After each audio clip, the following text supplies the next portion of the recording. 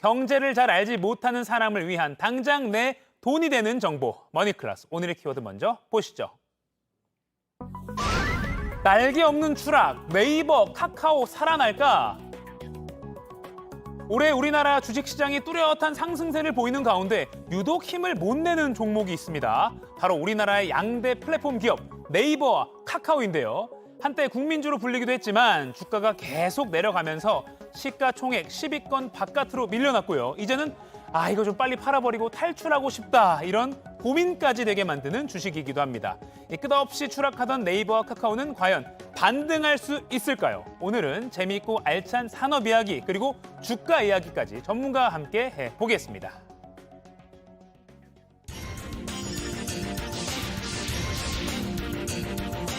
경제의 맥을 짚어주는 도사님, 정철진 경제평론가와 함께 오늘도 맥 한번 짚어보겠습니다. 안녕하세요. 안녕하십니까.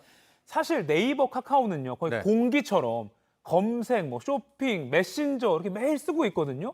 근데 이 회사들이 구조조정을 하고 있어요? 그렇습니다. 예. 코로나19가 한창이었던 지난 2020년, 2021년 네이버, 카카오 회사 차원에서도요. 또 실적 차원에서도 주가 차원에서 정말 승승장구했었는데요. 네. 최근 들어 네이버, 카카오 굉장히 힘든 나날을 겪고 있습니다. 주가도 많이 무너졌고요. 조금 이따 설명해 드리겠지만은 사업 자체, 실적도 부진해지면서 일단 사업의 구조조정 이루어지고 있고 이제 인력도 구조조정은 아니지만 상당히 보수적으로 운영하고 있는 그런 상황으로 됐습니다. 이 네이버, 카카오를 네카오라고 줄여서 하잖아요.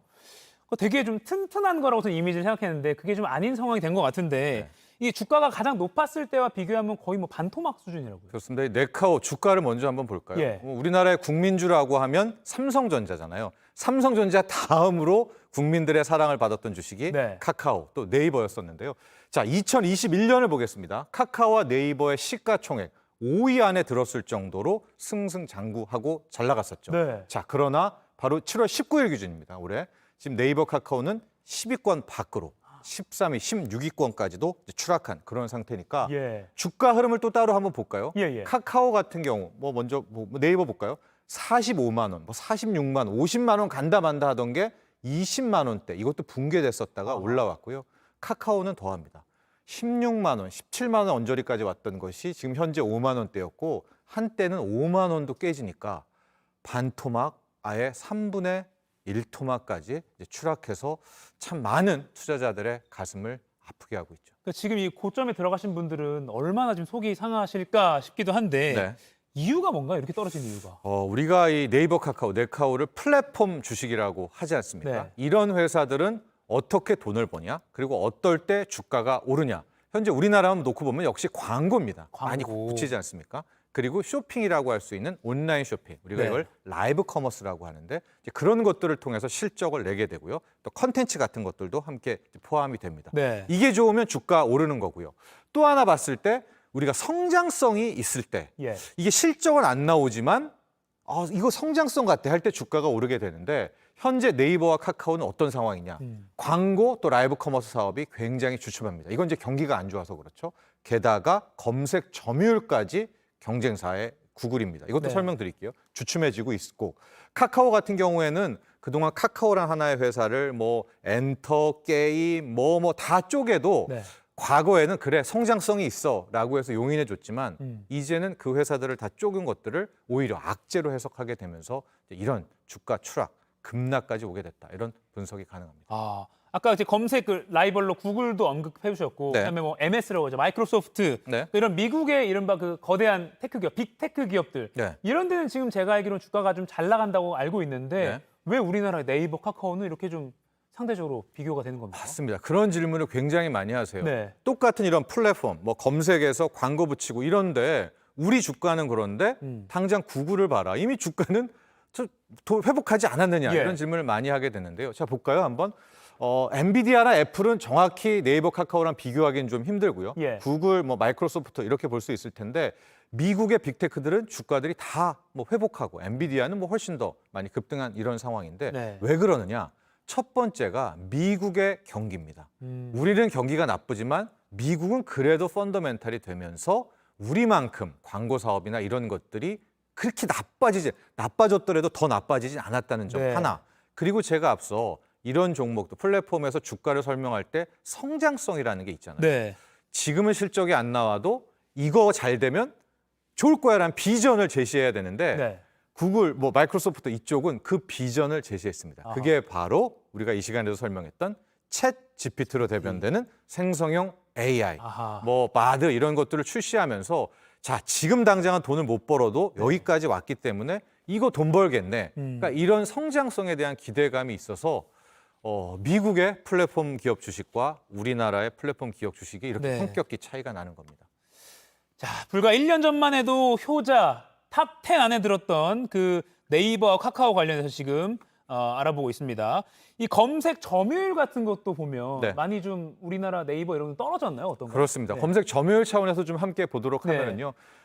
이것은 향후 광고라든가 기타 컨텐츠에 있어서 굉장히 중요한 바로미터가 될 것 같은데 네. 뭐 네이버가 78.9, 뭐 다음 구글 이런 순이었습니다. 이게 2017년이었죠.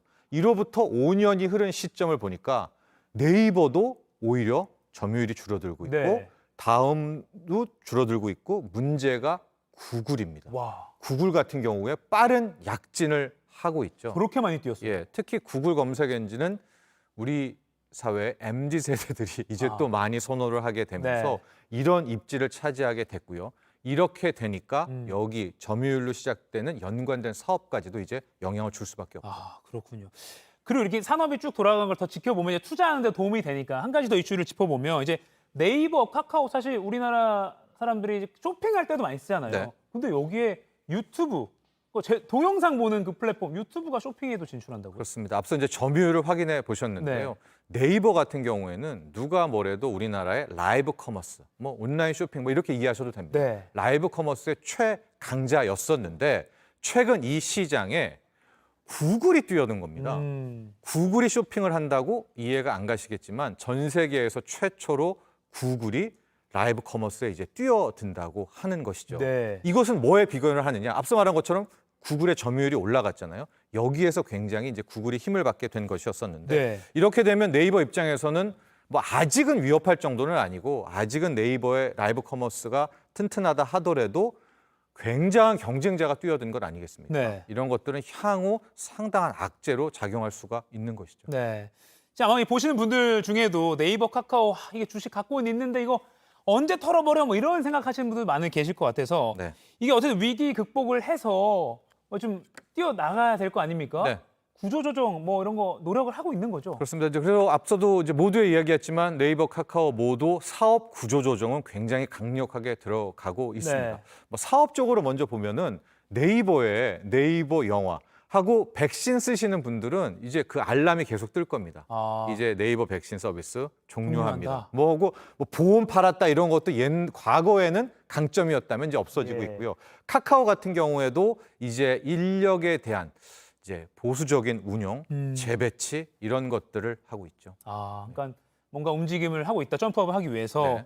그럼 앞으로 조금 뭐 성장 동력이 뭐가 될까? 네.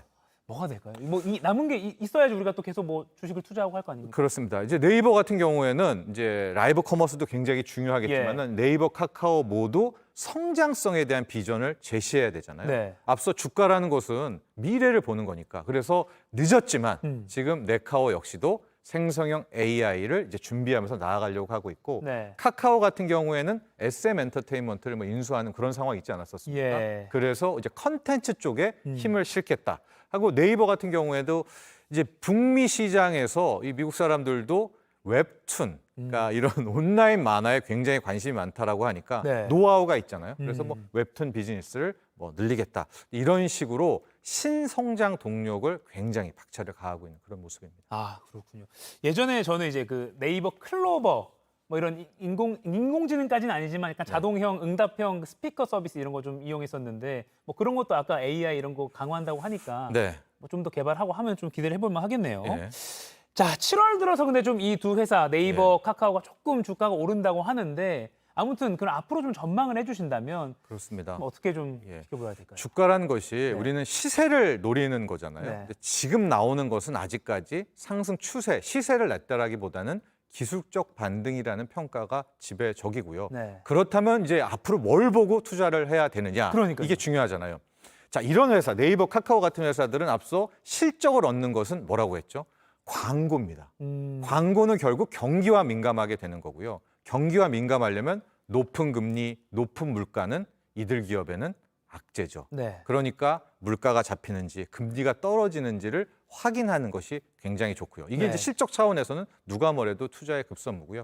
두 번째는 이들 회사는 또 하나 주가를 설명하는 게 성장성, 미래에 대한 희망 아니겠습니까? 네. 그러니까 이제 여름에 출시된다라고 하는 우리 한국식 챗 GPT입니다. 네. 생성형 AI에 대한 비전 같은 것들, 성능 같은 것들을 확인해 보시고 뭐 카카오 같은 경우에는 실은 지금 SM 엔터테인먼트 관련한 좀 잡음들이 있습니다. 예. 그러나 이걸 넘어가게 될 경우에 과연 그런 컨텐츠 사업이 어떻게 쭉쭉 뻗어나가는지 네. 이런 것들을 함께 분석하시고 투자하시면 좋을 것 같습니다. 그러면 아까 뭐 카카오 같은 경우에는 인원도 감축하고 아까 네이버 같은 경우에는 네이버 영화 같은 서비스 중단하고 네. 그러니까 돈 안 되는 건 쳐내고 그다음에 돈이 많이 들어가는 인원이나 뭐 이런 거는 많이 좀 감축하고 그렇죠. 그러면- 보수적 운영. 네. 숫자적으로도 뭐 영업이익이나 이런 것도 좀 뭐 내년쯤에는 개선될 수 있다고 봐야 될까요? 아직까지 실적의 바닥이 어디까지냐를 말하기는 좀 섣부르고요. 네. 이제 곧 2분기 실적이 발표될 겁니다. 예. 그때 향후 2분기뿐만이 아니라 3분기에 대한 전망을 함께 확인해 보는 이제 그것이 현재 잠깐 올랐던 이 주가가 뭐 기술적 반등인지 아니면 시세를 탔는지를 확인해 볼 수 있는 그런 시간이 네. 될 것 같습니다. 네이버, 카카오는 사실 워낙 아까 그 탑10 안에 들었던 1년 전만 해도 네. 그런 주식이었기 때문에 많은 관심이 있어서 오늘 산업계 이야기 그리고 주가 전망까지 한번 해봤습니다. 지금까지 머니클래스 정철진 경제평론가였습니다. 고맙습니다. 감사합니다.